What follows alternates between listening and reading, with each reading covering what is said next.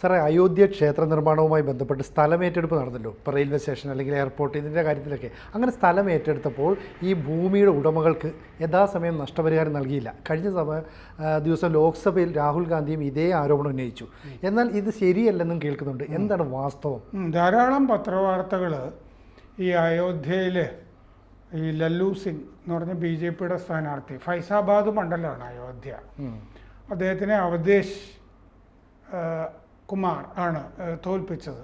SP സ്ഥാനാർത്ഥി ഒരു ദലിതനെ general സീറ്റിൽ മത്സരിപ്പിക്കുകയാണ് ചെയ്തത്.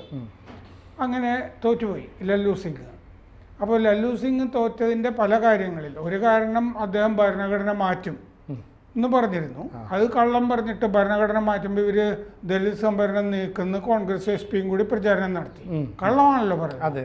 അത് രാഹുൽ ഗാന്ധി കഴിഞ്ഞ ദിവസം പാർലമെന്റിൽ പ്രസംഗിച്ചപ്പോഴും ധാരാളം കള്ളം പറഞ്ഞു. അതാണല്ലോ മറ്റേ കുരുട്ടുബുദ്ധി, മറ്റേ കുട്ടിബുദ്ധി എന്നൊക്കെ പറഞ്ഞു. അതെ, കുരുട്ടുബുദ്ധി എന്നും പറയാം. അപ്പോൾ ഇത് കേട്ടിട്ട് എന്ത് ചെയ്തു എന്ന് വെച്ച് കഴിഞ്ഞാൽ ഉത്തർപ്രദേശ് മുഖ്യമന്ത്രി യോഗി ആദിത്യനാഥ് അതിൻ്റെ കണക്ക് പുറത്തു വിട്ടിട്ടുണ്ട്. ആ കണക്കുകൾ ഇവിടെ മുഖ്യധാരാ മാധ്യമങ്ങളിലൊന്നും കാണാത്തത് കൊണ്ട് ആ കണക്കുകൾ ഞാൻ പറയാം.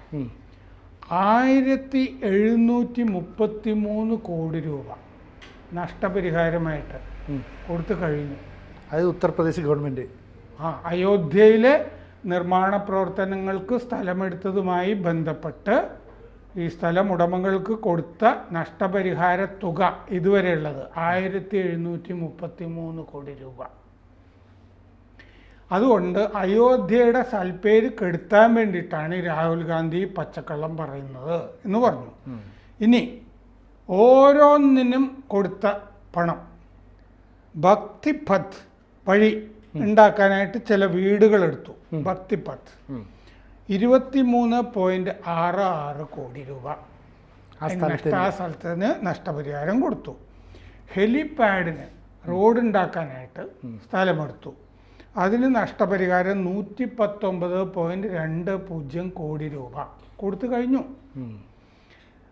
നാഷണൽ ഹൈവേ ദേശീയപാത 227B പണിയാൻ 21.09 കോടി രൂപ സ്ഥലമുടമകൾക്ക് കൊടുത്തു കഴിഞ്ഞു. അയോധ്യ ബൈപ്പാസ് റിംഗ് റോഡ് അതിനുവേണ്ടി സ്ഥലം ഏറ്റെടുത്തപ്പോൾ 295 കോടി രൂപ നഷ്ടപരിഹാരം കൊടുത്തു. വീടുകൾ, ഈ വാണിജ്യ സ്ഥാപനങ്ങളൊക്കെ ഉണ്ടാക്കാനായിട്ട്, അതുപോലെ ഈ ചില വീടുകളൊക്കെ ഈ അയോധ്യയിൽ താമസിക്കുന്നവർക്കൊക്കെ ഉണ്ടാക്കാൻ വേണ്ടി എടുത്ത ഭൂമിക്ക് 114.69 കോടി രൂപ കൊടുത്തു. രാമജന്മഭൂമിയിൽ നിന്ന് അത് മറ്റേ വീതി മറ്റേ സ്ഥലത്തിനെ അമ്പലത്തിൻ്റെ സ്ഥലം കൂട്ടി എടുക്കാനായിട്ട് ചുറ്റുമുള്ള സ്ഥലക്കാരെ നീക്കിയപ്പോൾ അവർക്ക് 14.12 കോടി രൂപ കൊടുത്തു. പഞ്ചകോശി പരിക്രമ പദം റോഡ് അത് പണിയാൻ സ്ഥലം ഏറ്റെടുത്തതിന് 29 കോടി രൂപ കൊടുത്തു. നാഷണൽ ഹൈവേ ദേശീയ പാത 330A ഇതിൻ്റെ ചുറ്റും പണിയാനായിട്ട് 163.90 കോടി രൂപ ആ സ്ഥലമെടുപ്പിന് ആളുകൾക്ക് കൊടുത്തു കഴിഞ്ഞു.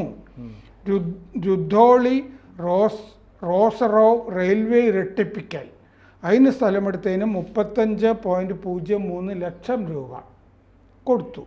അത് കുറച്ച് സ്ഥലമേ ഉള്ളൂ. പിന്നെ ഈ സ്ഥലം, കട, വീട് ഇവർക്കൊക്കെ ഈ ബദൽ സ്ഥലങ്ങൾ കൊടുക്കാം എന്നൊക്കെ പറഞ്ഞ ആളുകൾക്കൊക്കെ അത് അങ്ങനെ ഈ കടകളൊക്കെ എടുത്തില്ലേ, അവർക്കൊക്കെ ആയിട്ട് 21,548 പേർക്ക് നഷ്ടപരിഹാരം കൊടുത്തു. കടകളൊക്കെ എടുത്തിട്ട് ഞങ്ങൾക്ക് കട കിട്ടിയില്ല എന്നൊക്കെ പറഞ്ഞ് ആരെ കൊണ്ടെങ്കിലുമൊക്കെ ഇത് പറയിപ്പിക്കാറൊക്കെ ഉണ്ട് ഇവരിടയ്ക്ക് വീഡിയോയിലുമൊക്കെ. അവർക്കൊക്കെ നഷ്ടപരിഹാരം കൊടുത്തതാണ് കട. ഇനി ചില ആളുകൾക്ക് കട മേടിക്കാനായിട്ടൊക്കെ പൈസ ഇല്ലാത്തവർക്കൊക്കെ ഈ ഇൻട്രസ്റ്റ് ഫ്രീ പലിശരഹിത വായ്പ കൊടുക്കാനുള്ള പദ്ധതി പോലും ഇപ്പോൾ ആവിഷ്കരിച്ചിട്ടുണ്ട്. സാർ ഈ പൈസ ഒന്നും കൊടുത്തില്ല എന്ന് പറഞ്ഞിട്ടല്ലേ കോൺഗ്രസ് ഇത്രയും രാഷ്ട്രീയ പ്രചരണം എല്ലാം നടത്തി? വലിയ പ്രചരണം നടത്തിയത്. അന്ന് സത്യത്തിൽ ഇതൊക്കെ പറഞ്ഞ് ചെറുക്കണമായിരുന്നു. അന്ന് ചെറുത്തതായിട്ട് ഞാൻ കണ്ടില്ല. എന്നിട്ടിപ്പോൾ ആദിത്യനാഥ് പറയാണ് കോൺഗ്രസ് ഇന്നും ഈ അവരാണ് ഈ സരയൂലൊക്കെ പലപ്പോഴും ചോര വീഴ്ത്തിയിട്ടുള്ളത്. ഇന്നും കള്ളം പറയാണ്, മതസ്പർദ്ധ ഉണ്ടാക്കുകയാണ്. ഇതൊക്കെ പറഞ്ഞതിൻ്റെ പേരിൽ, ഈ കള്ളം പറഞ്ഞതിൻ്റെ പേരിൽ രാഹുൽ മാപ്പ് പറയണം. അപക്വമായ പ്രതികരണമാണ് രാഹുലിൻ്റെ ഭാഗത്തു നിന്നുണ്ടായത്. ഹിന്ദു മതം ത്തിന് വീണ്ടും ജാതീയമായിട്ടൊക്കെ വേർതിരിക്കാനുള്ള ശ്രമമാണ് രാഹുൽ നടത്തുന്നത്. മതപ്രീണനമാണ് രാഹുൽ നടത്തിക്കൊണ്ടിരിക്കുന്നത്. രാഹുൽ നന്നാകുമെന്ന് പല ആളുകളും കഴിഞ്ഞ ദിവസത്തെ പ്രസംഗം കേട്ടൊക്കെ വിചാരിക്കുന്നുണ്ട്. പക്ഷെ അവർ മനസ്സിലാക്കേണ്ടത് ഈ രാഹുലിന് ഒട്ടും വളർച്ചയില്ല എന്നുള്ള സത്യമാണ് മനസ്സിലാക്കേണ്ടത്. ഈ ആദിത്യനാഥ് പറഞ്ഞു. ഈ രാഹുൽ കഴിഞ്ഞ ദിവസം പ്രസംഗത്തിൽ പറഞ്ഞെന്താണെന്ന് വെച്ചാൽ മോദി അയോധ്യയിലെ ജനങ്ങളിൽ ഭീതി ഉണ്ടാക്കി, അവിടെ ജനങ്ങളുടെ ഭൂമി പിടിച്ചടക്കി, വീട് തകർത്തു, അവരെ ആരെയും അഭിഷേകത്തിന്, ക്ഷേത്രത്തിലെ അഭിഷേകത്തിന് വിളിച്ചില്ല. അയോധ്യക്കാരും ഇല്ല എന്നാണ് പറഞ്ഞത്. അങ്ങനെ പറഞ്ഞു. ഭൂമി പിടിച്ചു, വീട് തകർത്തു, നഷ്ടപരിഹാരമൊന്നും കൊടുത്തില്ല എന്ന്. അപ്പം ഇങ്ങനെ 1733 കോടി രൂപ എന്ന് പറഞ്ഞാൽ ചില്ലറ നഷ്ടപരിഹാരമാണോ ഒരു ക്ഷേത്രം നിർമ്മിക്കുന്നതുമായി ബന്ധപ്പെട്ട വികസന പ്രവർത്തനങ്ങൾക്ക് സ്ഥലമെടുത്തതിന്? കണക്ക് പ്രകാരം ഇനി അതിൻ്റെ അകത്ത് നഷ്ടപരിഹാരമൊക്കെ കൊടുക്കാനായിട്ട് ഈ തരത്തിലില്ല. സാർ, ഇപ്പോൾ ഈ മോദി സർക്കാർ അധികാരമേറ്റതിന് ശേഷവും ഈ പറയുന്ന പ്രചരണങ്ങളൊക്കെ കോൺഗ്രസ് നടത്തിയിരുന്നു. അതായത് അയോധ്യയിൽ ഇന്ന പ്രശ്നമുണ്ട്, അയോധ്യയാണ് കോൺഗ്രസ് BJP തോൽപ്പിച്ചത്, അയോധ്യ BJPക്ക് നാശമാണെന്ന് വെച്ചാൽ ആ സമയത്ത് ഈ യോഗി ആദിത്യനാഥിനും കൂട്ടർക്ക് ഈ കണക്ക് കൃത്യമായി പുറത്ത് വിട്ടുകൂടായിരുന്നു? അത് ചെയ്യാമായിരുന്നു. പക്ഷേ അവർ അങ്ങനെ കരുതിയിട്ടില്ലല്ലോ. കാരണം അയോധ്യയിൽ രാമക്ഷേത്രം നിർമ്മിച്ചത് ഒരു വലിയ വാഗ്ദാനം, 500 കൊല്ലത്തെ ഇല്ലായ്മ, അത് പരിഹരിച്ചതാണല്ലോ. അപ്പോൾ ഹിന്ദുക്കൾ കൂടെ നിൽക്കും. ഇങ്ങനൊരു ഡിവിഷൻ ഈ പിന്നാക്ക വിഭാഗങ്ങൾക്കാർക്കെതിരെ നുണ പറഞ്ഞുണ്ടാക്കും എന്നുള്ള പ്രതീക്ഷ എന്തായാലും ഇല്ല.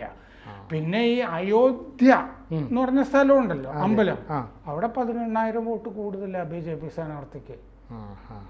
അയോധ്യ ക്ഷേത്രം നിൽക്കുന്ന സ്ഥലത്ത് തോറ്റുപോയിട്ടൊന്നുമില്ല. പക്ഷെ നമ്മൾ കാണേണ്ടത് എന്താണെന്ന് വെച്ച് കഴിഞ്ഞാൽ ഒരു പ്രധാനപ്പെട്ട പ്രചാരണ വിഷയമായിരുന്നില്ല ഇത്തവണ അയോധ്യ. അങ്ങനെ മതപരമായിട്ടുള്ള വിഘടനത്തിന് വേണ്ടിയിട്ടുള്ള ഒരു പോളറൈസേഷന് വേണ്ടിയിട്ടുള്ള ശ്രമം ശ്രീരാമൻ്റെ പേര് പറഞ്ഞിട്ട് ഇത്തവണ മോദിയോ BJPയോ നടത്തിയിട്ടില്ല. അവർ വികസന കാര്യങ്ങൾ, പിന്നെ സംഭരണ കാര്യങ്ങളും ഒക്കെയാണ് കൂടുതലായിട്ടും പറഞ്ഞുകൊണ്ടിരുന്നത്. ഈ രാമൻ്റെ കാര്യം, കാരണം രാമനെ കുടിയിരുത്തി കഴിഞ്ഞല്ലോ. അതെ, ഇത്രയും കാലം അനാഥനായിട്ട് അവിടെ മഴയും വെയിലും ഒക്കെ ആയിട്ട് കിടന്നിരുന്ന രാമനെ ഗംഭീരമായിട്ട് ഐശ്വര്യമായിട്ട് കുടിയിരുത്തിയിട്ടുണ്ട്. അപ്പോൾ ആ കാര്യം പിന്നെ പറയേണ്ടതില്ല എന്നായിരിക്കും കരുതിയിരുന്നത്. പക്ഷെ അതും പറഞ്ഞുകൊണ്ടിരിക്കണമായിരുന്നു. ഈ നഷ്ടപരിഹാരത്തിൻ്റെ കാര്യവും ഞങ്ങളിതൊക്കെ കൊടുത്തു തീർന്നതാണ് എന്ന് പറഞ്ഞ് ചേർക്കേണ്ടിയിരുന്നു. അവിടെ ഈ OBC പിന്നോക്ക വിഭാഗക്കാരും അതുപോലെ തന്നെ ഈ സ്ഥലം കൊടുത്തതിന് പകരം പൈസ മേടിച്ച ആൾക്കാരല്ലോ, ഇവരെല്ലാം ഇപ്പം തിരിച്ചറിയുന്നില്ല ഇതായിരുന്നു യഥാർത്ഥ കണക്ക്, ഇത്രയും കോടി കൊടുത്തതാണ്. ഇത് നേരത്തെ ഇവർ പ്രചരിപ്പിക്കാത്തതാണ്. കിട്ടിയ ആളുകളെ സംബന്ധിച്ചിടത്തോളം ഇത് കിട്ടിയിട്ടുണ്ട് എന്നുള്ളത് അറിയാമല്ലോ. ഇല്ലാത്തവരാണ് പ്രചരിപ്പിച്ചത്. ഇത് പുറത്താണ് അങ്ങനത്തെ ഒരു പ്രചാരണത്തിൻ്റെ ഇമ്പാക്റ്റ് വരുന്നത്. ഇപ്പോൾ അയോധ്യ രാമക്ഷേത്രം ശ്രീകോവിലിൻ്റെ അവിടെ ചോരുന്നു എന്ന് പറഞ്ഞു കഴിഞ്ഞാൽ ഇത് പുറത്ത് വലിയ ഇതാണല്ലോ. ആ സ്ഥലത്തുള്ളവർക്ക് ഇത് വലിയ പ്രശ്നമൊന്നുമല്ലല്ലോ. അപ്പൊ അവര് കൃത്യമായി മുതലെടുക്കാൻ കഴിയുന്ന പൈപ്പ് ഇട്ടിട്ടുണ്ട് ഈ വയറിങ്ങിന് വേണ്ടിയിട്ട്. ആ പൈപ്പിൽ കൂടി വെള്ളം ചോർന്നു എന്നുള്ളതല്ലേ നിർഭേന്ദ്ര മിശ്ര പോകുമ്പോൾ കാണുന്നത്. അപ്പൊ എന്തായാലും ഈ തെരഞ്ഞെടുപ്പ് കാലത്ത് കൃത്യമായി ഈ വിഷയത്തെ ദുരുപയോഗപ്പെടുത്താൻ കോൺഗ്രസിന് അല്ലെ പ്രതിപക്ഷ കക്ഷികൾക്ക് കഴിഞ്ഞു എന്നുള്ളതാണ് വാസ്തവം. ഒന്നുകിൽ അമിതമായ ആത്മവിശ്വാസം ഉണ്ടായിരുന്നിരിക്കും. നമ്മൾ ക്ഷേത്രം പണിത് കഴിഞ്ഞല്ലോ, അതുകൊണ്ട് നമ്മൾ തന്നെത്താനെ ജയിച്ചോളും, ശ്രീരാമനും മോദിയും കൂടി നമ്മൾ ജയിപ്പിച്ചോളും എന്നുള്ള വിചാരം ഉണ്ടാവും. അതിനേക്കാളൊക്കെ പ്രധാനമായിട്ടുള്ളത് ഈ നഷ്ടപരിഹാരം കൊടുത്തു കഴിഞ്ഞു എന്നുള്ളതാണ്. നഷ്ടപരിഹാരം കൊടുത്തിട്ടില്ല എന്നുള്ള കള്ളം ആണ് അവർ പ്രചരിപ്പിച്ചിരുന്നത്. ആ കള്ളമാണ് ഇപ്പോഴും ഈ കള്ളത്തിൻ്റെ പതാക വാഹകർ ആണ് ഈ കോൺഗ്രസ് SP മൊത്തം. ഈ ധ്രുവറാട്ടി സംഘം എന്ന് പറയുന്നുണ്ടല്ലോ, ഇത് മുഴുവൻ പഴയ ഗീബൽസ് മറ്റേ ജർമ്മനിയിൽ ചെയ്തിരുന്ന പോലെ ഒരുപാട് തവണ കള്ളം പറഞ്ഞാൽ ഇത് സത്യമാണോ എന്ന് പറയുന്ന ആൾക്ക് പോലും സംശയം വരുമല്ലോ. ആ രീതിയിലാണ് അവരിപ്പോൾ വിശ്വസിച്ചുകൊണ്ടിരിക്കുന്നത്. ചുരുക്കം പറഞ്ഞാൽ ഇപ്പോൾ ഈ യോഗി ആദിത്യനാഥ് ഈ യഥാർത്ഥ കണക്കുകൾ പുറത്തു വിട്ടു, സത്യം ആളുകൾക്ക് ബോധ്യപ്പെട്ടു. ഈ യോഗി ആദിത്യനാഥ് ഇത് പറയുന്നവര് ഞാനും വിചാരിച്ചിരുന്നത് നഷ്ടപരിഹാരം കൊടുത്തിട്ടില്ല എന്ന് തന്നെയാണ്. കാരണം മറ്റേ പ്രചാരം ശക്തമായിരുന്നു, അത്രയും ശക്തമായിരുന്നു. കാരണം ഇത് ഞാൻ ധാരാളം ഇംഗ്ലീഷ് പത്രങ്ങളിൽ വായിക്കുന്നുണ്ടായിരുന്നു, നഷ്ടപരിഹാരം കൊടുത്തിട്ടില്ല. ഓ അങ്ങനെയാണോ, എങ്കിലത് ശരിയായിരിക്കും, അതുകൊണ്ട് അയാൾക്ക് അയോധ്യയിൽ നിന്നുള്ള വോട്ട് കിട്ടിയിട്ടുണ്ടാവില്ല എന്നാണ് ഞാനും കരുതിയത്, ഫൈസാബാദ് ആ ഭാഗത്തുമൊക്കെ. പക്ഷെ ഈ അവിടെ നിന്നത് ഒരു ദലിതനാണ് ആ മണ്ഡലത്തിലെ, അതൊരു പ്രധാനപ്പെട്ട സംഭവമാണ്. അങ്ങനെ പല ജനറൽ സീറ്റിലും അദ്ദേഹം ഈ ദലിതരെ നിർത്തിയിട്ടൊരു ദലിത് കൺസോളിഡേഷൻ ഇന്ത്യ മുന്നണി അവിടെ നടത്താൻ ശ്രമിച്ചിട്ടുണ്ട് ജനറൽ സീറ്റുകളിലൊക്കെ. അത് അഖിലേഷിന്റെ ബുദ്ധിയും കൂടെ ആയിരിക്കും, അതൊരു വല്ലാത്ത ബുദ്ധിയാണത്. ഇപ്പോൾ സാറ് പറഞ്ഞ പോലെ ഈ അമിത ആത്മവിശ്വാസമായിരിക്കും ഈ പരാജയത്തിന് ഇടവരുത്തിയത്. എന്തായാലും യഥാർത്ഥ കണക്കുകൾ പുറത്തു വരുമ്പോഴത്തേക്ക് ഇനി ഇതും പ്രചരണം ഉണ്ടാവില്ല. വെച്ചാൽ നമ്മൾ വെറുതെ വീട്ടിലിരുന്നാല് രാമനും മോദിയും ഒന്നും വോട്ട് കൊണ്ടുവരില്ല. അത് നമ്മൾ വോട്ടർമാരുടെ പ്രശ്നങ്ങൾ കണ്ട അവർക്കിടയിൽ പ്രവർത്തിച്ചിട്ട് അവരോട് കാര്യങ്ങൾ പറഞ്ഞു കൊടുത്ത് ബോധ്യപ്പെടുത്തി തന്നെ വേണം ഈ തെരഞ്ഞെടുപ്പിലൊക്കെ ഫൈറ്റ് ചെയ്യാനുള്ള പാഠം എല്ലാവരും പഠിക്കേണ്ടതാണ്. ഇത് ഒരു റിവീലിംഗ് ആയ ഒരു ഫാക്റ്റാണ്, തിരിച്ചറിവാണ്. അവിടെ 1733 കോടി രൂപ നഷ്ടപരിഹാരമായിട്ട് കൊടുത്തിരിക്കുന്നു എന്ന് പറഞ്ഞാൽ കുറച്ച് ചിലപ്പോൾ ബാക്കി ഉണ്ടാവാം, എന്നാലും സിംഹഭാഗം. കാരണം അങ്ങനത്തെ ഒരാളാണ് ഈ യോഗി ആദിത്യനാഥ്. എങ്ങനെയാണ് അവിടെ പാളിപ്പോയതെന്ന് ഞാനും ആലോചിച്ചിരുന്നു. അദ്ദേഹം പാളിയിട്ടില്ല, അദ്ദേഹം അവിടെ വേണ്ട രീതിയിൽ ചെയ്തിട്ടുണ്ട്. വേറെ ചില സംഘടനാ പ്രശ്നങ്ങളുണ്ട്, അതിപ്പോൾ സംഘടന പരിഹരിച്ചു വരുന്നുണ്ടല്ലോ. അതാണ് അയോധ്യയുടെ കഥ. കൂടുതൽ വാർത്തകളും വിശേഷങ്ങളും നിങ്ങളിലേക്ക് എത്താൻ ABC മലയാളം സബ്സ്ക്രൈബ് ചെയ്യുക, ബെൽബട്ടനും അമർത്തുക.